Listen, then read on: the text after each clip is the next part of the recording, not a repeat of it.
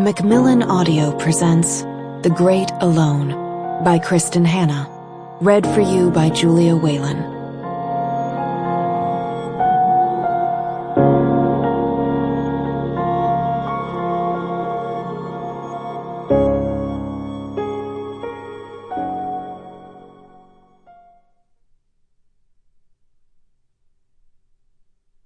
Nature never deceives us. It is always we who deceive ourselves. Jean-Jacques Rousseau. 1974. 1. That spring, rain fell in great sweeping gusts that rattled the rooftops.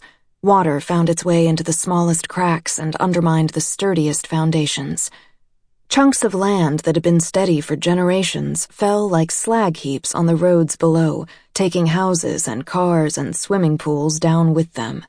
Trees fell over, crashed into power lines, electricity was lost.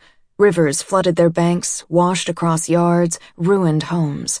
People who loved each other snapped, and fights erupted as the water rose and the rain continued. Lenny felt edgy too.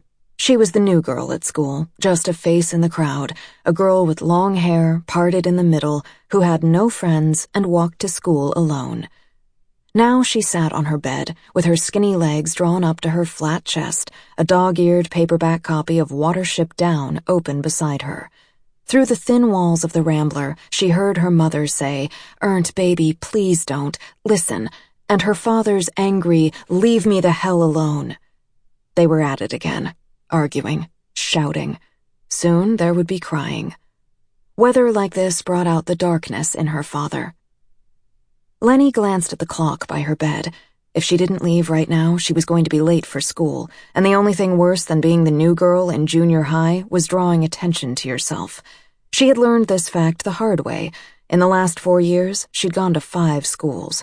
Not once had she found a way to truly fit in, but she remained stubbornly hopeful. She took a deep breath, unfolded, and slid off the twin bed. Moving cautiously through her bare room, she went down the hall, paused at the kitchen doorway.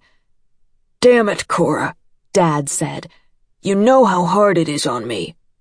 Mama took a step toward him, reached out. "You need help, baby. It's not your fault. The nightmares." Lenny cleared her throat to get their attention. "Hey," she said.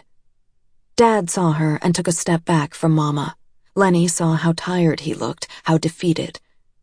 I have to go to school," Lenny said. Mama reached into the breast pocket of her pink waitress uniform and pulled out her cigarettes. She looked tired. She worked the late shift last night and had the lunch shift today. "You go on, Lenny. You don't want to be late." Her voice was calm and soft, as delicate as she was. Lenny was afraid to stay and afraid to leave. It was strange, stupid even, but she often felt like the only adult in her family, as if she were the ballast that kept the creaky Allbright boat on an even keel. Mama was engaged in a continual quest to find herself. In the past few years, she'd tried EST and the Human Potential Movement, spiritual training, Unitarianism, even Buddhism. She'd cycled through them all, cherry-picked pieces and bits. Mostly, Lenny thought, Mama had come away with t-shirts and sayings. Things like, "What is, and what isn't, isn't." None of it seemed to amount to much. "Go," Dad said. Lenny grabbed her backpack from the chair by the kitchen table and headed for the front door. As it slammed shut behind her, she heard them start up again.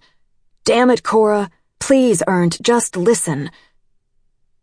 It hadn't always been this way. At least that's what Mama said. Before the war, they'd been happy, back when they'd lived in a trailer park in Kent, and Dad had had a good job as a mechanic, and Mama had laughed all of the time and danced to Piece of My Heart while she made dinner. Mama dancing was really all Lenny remembered about those years. Then Dad got drafted and went off to Vietnam and got shot down and captured. Without him, Mama fell apart. Sample complete. Ready to continue?